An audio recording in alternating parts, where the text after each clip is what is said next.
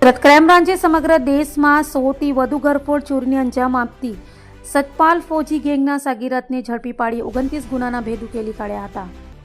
સુરત શહેર વિસ્તારમાં અનિચ્છનીય બનાવ ન બને તે માટે ક્રાઇમ બ્રાન્ચની ટીમે મેદાની હતી.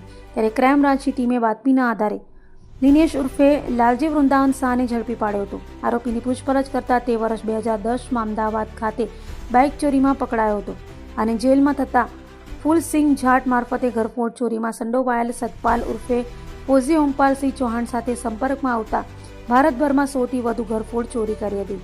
હાલ તો દેશના અલગ અલગ રાજ્યોમાં 100થી વધુ ઘરફોડ ચોરી કરનાર સતપાલ ફૌજી ગેંગના સાગીરત દિનેશ ઉર્ફે લાલજી વૃંદાવન શાહને ઝડપી પાડી ક્રાઇમ બ્રાન્ચે 29 ગુનાના ભેદ ઉકેલી કાઢ્યા હતા. સુરત શહેર ક્રાઇમ બ્રાન્ચના police inspector Jain Goswami, PSI Bhati અને પીએસઆઈ દેસાણીની ટીમને માહિતી મળેલ કે સતપાલ ઉર્ફે ફૌજી ઓમપાલસિંહ ચૌહાણ કે જે હરિયાણાનો રહેવાસી છે ગુડગાંવનો, અને તેનો એક સાગરીત છે જેનું નામ છે દિનેશ ઉર્ફે લાલજી વૃંદાવન શાહ કે જે કઠવાડા સિંગરવા અમદાવાદનો છે મૂળ રહેવાસી, જે અત્યારે અડાજણ ડેપો ખાતે આવેલ હોય આજે.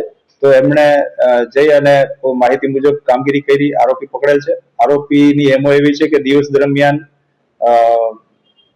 ફ્લેટની કોઈ સ્કીમ હોય કે જ્યાં ફ્લેટની અંદર એન્ટર લઈ અને જ્યાં ફ્લેટની બહાર કોઈ ન્યૂઝપેપરો જાજા દિવસથી પડેલા હોય, કોઈ ફ્લેટ બંધ હોય તો ત્યાં લોખંડના સળિયાથી દરવાજો તોડી અને દિવસની ઘરફોડ કરવાની એમો ધરાવે છે.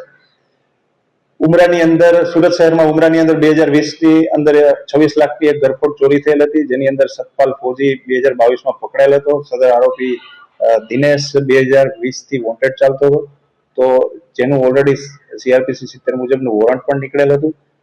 આ આરોપી સતપાલ ફૌજી ગેંગનો છે. સતપાલ ફૌજીની ગેંગે કુલ 11 રાજ્યોમાં, ભારતના અલગ અલગ 11 રાજ્યોની અંદર 100 ઉપર ઘરફોડ ચોરીઓ કરેલ છે. ગેંગની અંદર કુલ 8 થી 9 મેમ્બરો છે, જેમાંથી દિનેશ ઉપર અત્યાર સુધીમાં 34 ગુના રજીસ્ટર થઈ ચુક્યા છે અને એની અંદર એ એરેસ્ટ પણ થઈ ચુક્યો છે. અને એ 34 ગુનામાંથી 29 ગુના તો ખાલી અમદાવાદ શહેરની અલગ અલગ પોલીસ સ્ટેશન વિસ્તારના ગુના જ હતા.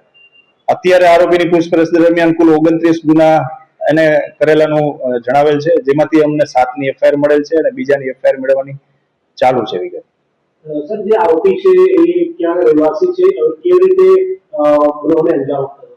પકડાયેલ આરોપી દિનેશ એ અમદાવાદ સિંગરવા કઠવાડાનો રહેવાસી છે અને એણે અમદાવાદની અંદર પણ કુલ અત્યાર સુધીમાં 29 ગુનાઓ અમદાવાદ સિટીની અંદર કરેલ છે.